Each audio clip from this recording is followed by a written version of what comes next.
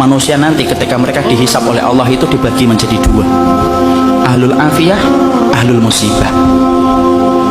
Ahlul afiyah itu siapa? Orang yang jarang diuji dengan sakit, orang yang jarang mendapatkan ujian dalam kehidupan, jarang mendapatkan kesempitan.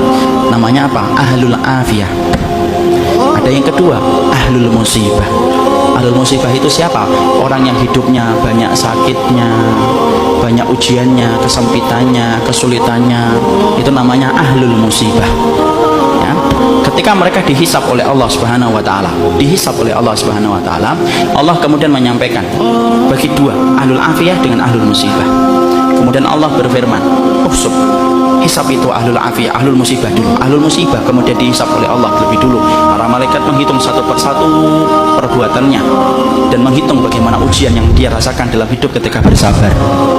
Kemudian para malaikat setelah mendapati semuanya selesai, mereka lapor sama Allah, "Ya Allah, ahlul musibah tidak tersisa dari dosanya kecuali sedikit, dan mereka mendapatkan pahala yang besar karena mereka bersabar atas segala musibah yang Kau berikan dalam kehidupan di dunia." Antum tahu? Allah kemudian berfirman, "Utuhum salasan." Kasih mereka tiga perkara: khairan, manzilah, dan afiyah. Khairan, beri mereka kebaikan. Kebaikan kalau di akhirat apa? Surga. Beri mereka yang kedua, manzilah. Manzilah itu apa? Tempat yang paling tinggi di surga.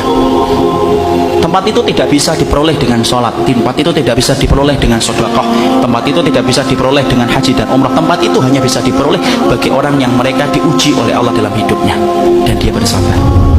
Dan yang ketiga, afiyah, kasih mereka kekuatan untuk menggantikan kekuatan yang aku ambil ketika aku menimpakan musibah kepada mereka. Maka ketika mereka dinaikkan ke tempat yang tinggi, ahlul afiyah, sebelum dihisab mereka mendongakkan kepala begini, saking tingginya mereka.